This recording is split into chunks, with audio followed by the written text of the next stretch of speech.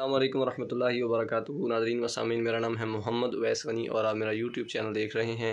آج ہم جس ویڈیو پہ ریاکشن دینے والے ہیں وہ ہے ڈاکٹر اسرار احمد کی جو ہے وہ دجال کے بارے میں نشانیاں جو آئی ہیں اسلام میں، اس کے بارے میں یہ ویڈیو ہے، تو آپ اس ویڈیو کو ملاحظہ کیجیے۔ لیکن اس کے علاوہ معین شخص ہوگا دجال۔ یہ معین شخص جو دجال ہوگا، اس کے بارے میں بھی ایک تو بالکل متفق علیہ چیزیں ہیں۔ نمبر ایک کہ وہ شخص ہے، قطعی ہے، یقینی ہے، اس کا حلیہ بھی حضور صلی اللہ علیہ وسلم نے احادیث کے اندر بیان کیا ہے۔ دوسری بات یہ کہ اس کے ہاتھ میں قوانین قدرت، گویا کہ تسخیر کائنات، گویا کہ نقطہ عروج کو پہنچ چکی ہے۔ تمام اختیارات الہی تقریباً اس کے ہاتھ میں آ چکے ہوں۔ جو بڑے سے بڑے معجزے اللہ تعالیٰ نے نبیوں کو دیے ہیں، وہ معجزے کر کے دکھائے گا۔ وہ مردہ کو زندہ کرے گا، مردہ لوگوں کی افواہوں کو لے کر آئے گا، ان کی روحوں کو، اگرچہ جھوٹی روحیں ہوں گی، وہ شیاطین جن ہوں گے جو ان کا بھیس بدل کر آئیں گے، لیکن یہ کہ وہ لوگوں سے کلام کریں گے۔ یہ اسپرچولیزم جو اپنی انتہا کو پہنچا ہوا ہے یورپ میں اور مغرب میں، یہ در حقیقت اسی کا ایک مظہر ہے۔ وہ کھلے بیابان کو کہے گا، جہاں بالکل ڈٹیل جو ہے وہ صحرا تھا، گل و گلزار کر دے گا جب چاہے گا، جب چاہے گا، جہاں چاہے گا بارش برسائے گا۔ فاصلہ اس کے لیے بے معنی ہوگا۔ اس کی سواری وہ ہوگی کہ جس کے دونوں کانوں کے درمیان فاصلہ 80 ہاتھ کا ہوگا۔ یہ سارے جو آج آپ کی اس ٹیکنالوجی کی جو انتہا جا رہی ہے اور جدھر جا رہی ہے، اس کو اچھی طرح سمجھ لیجیے۔ آج سے 100 سال پہلے شاید انسان ان چیزوں کا تصور نہ کر سکتا۔ وہ کوئی سواری ایسی بھی ہو سکتی ہے جس کے دو کانوں کے درمیان کا فاصلہ جو ہے وہ 80 ہاتھ کا ہو۔ آپ کے یہ سارے جیٹس جو ہیں وہ کیا ہیں؟ ان کے رڈارز جو لگے ہوئے ہیں، دونوں کان ہیں ان کے۔ اس کا ایک قدم اگر مدینے میں ہوگا تو دوسرا بیت المقدس میں ہوگا۔ اس کی آواز پوری دنیا میں سنی جائے گی۔ سنی جا رہی ہے کہ نہیں؟ یہ ساری قدرت، ساری قوتیں، تسخیر کائنات کلیتاً ایک آدمی کو چیر کر دو ٹکڑے کرے گا، دونوں ٹکڑوں کو علیحدہ کرے گا، ان کے درمیان چلے گا اور پھر ان دونوں کو جوڑے گا اور کھڑا کر دے گا۔ احادیث میں ساری موجود ہے۔ سرجری جدھر جا رہی ہے، کوئی عجب نہیں کہ وہاں تک آدمی پہنچ جائے۔ فریز کر کے تو یہ معاملہ اب ہو ہی سکتا ہے، لیکن یہ کہ ابھی اگلا اور قدم کیا ہوگا، کچھ نہیں کہہ سکتے۔ یہ چیزیں تو ہے متفق علیہ۔ البتہ کچھ معاملات کے اندر احادیث میں کچھ اختلاف پایا جاتا ہے، اور یہ مشکلات الحدیث میں سے۔ اور میں بھی چونکہ اس مسئلے میں اب تک بھی کسی درجے میں، ابھی قطعیت کے ساتھ میں کوئی بات نہیں کہہ پا رہا ہوں، لیکن اب چونکہ گمان غالب کے درجے میں ایک رائے تک پہنچ چکا ہوں، اس لیے میں نے آج اس بات کو آپ تک پہنچانے کے لیے یہ عنوان اختیار کیا۔ اس لیے کہ حدیث میں جو آتی ہے تفاصیل، اس سے معلوم ہوتا ہے کہ یہ دجال دو دجل کرے گا۔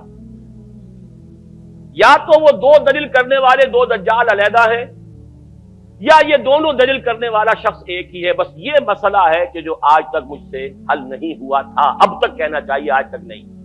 اور یہ اس میں علماء سے بھی گفتگو ہوئی ہے، اور جن لوگوں نے اس مفہوم موضوعات پر اپنا وقت لگایا ہے ان سے بھی گفتگویں ہوئی ہیں، تو وہ بھی اس مسئلے کو حل کرنے سے تاحال قاصر رہے۔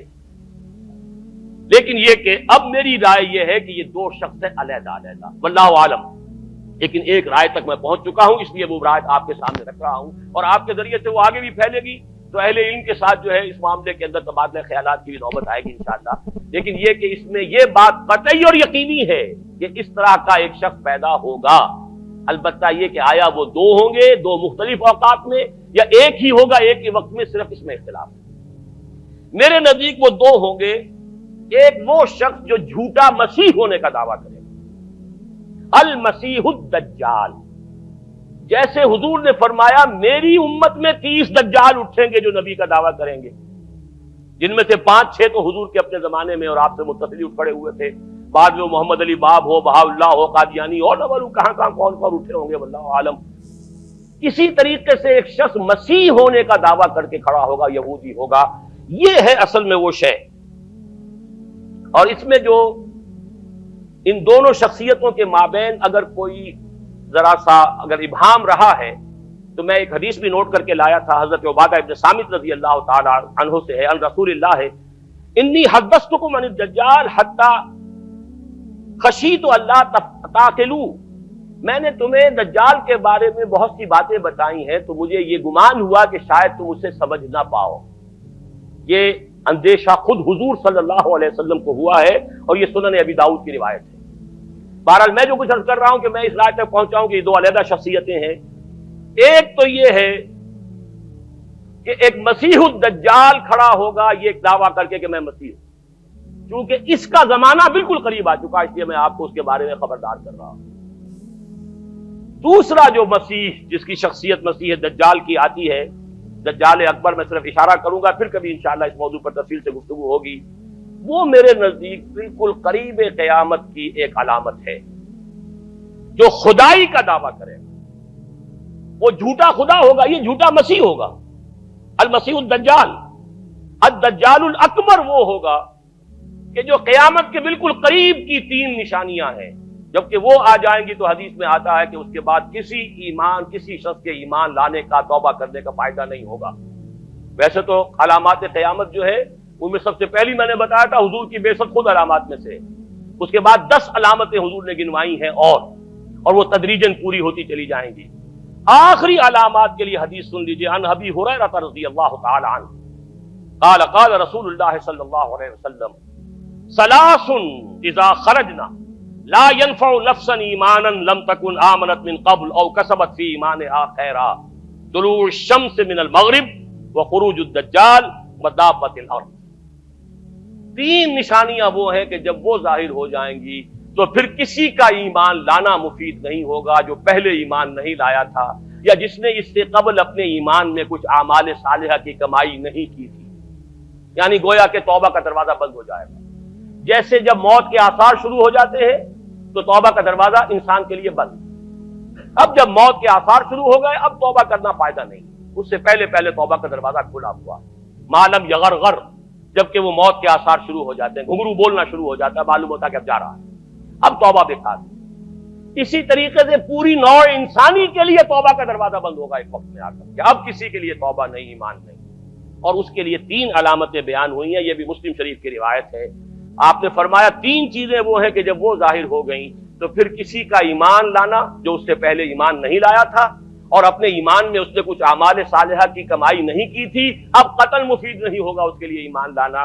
وہ 3 نشانیاں ہیں، طلوع الشمس من المغرب، سورج مغرب سے طلوع ہوگا، نظام شمسی میں کوئی اختلال ایسا ہوگا کہ جس سے سورج بجائے مغرب سے نکلے گا، وہ خروج الدجال ودابۃ الارض، ایک زمین سے کوئی چوپایا برآمد ہوگا، بعض احادیث میں آتا ہے کہ مروہ کے قریب سے وہ برآمد ہوگا جو گفتگو کرے گا انسانوں سے، یہ بالکل خرق عادت، یعنی وہ چیزیں کہ جن کا کوئی تعلق اب اسباب جو ہے دنیا کے ان سے کوئی تعلق نہیں ہے، کوئی فزیکل لا سے تعلق نہیں ہے، وہ بالکل معجزے ہوں گے، خرق عادت ہوگا۔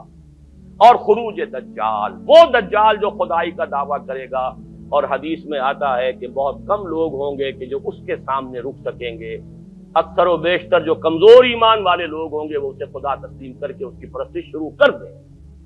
میرے نزدیک یہ آخری چھلنی ہوگی جو لگائی جائے گی اہل ایمان کو ایک طرف کرنے کی، اور یہ قیامت کی دجال کے بارے میں۔ تو اللہ تعالیٰ سے دعا کریں آپ بھی اور میں بھی کہ اللہ تعالیٰ ہمیں دجال جیسے فتنے سے محفوظ فرمائے اور ہمیں ایمان کے ساتھ اس دنیا سے رخصتی عطا فرمائے۔ السلام علیکم ورحمۃ اللہ وبرکاتہ۔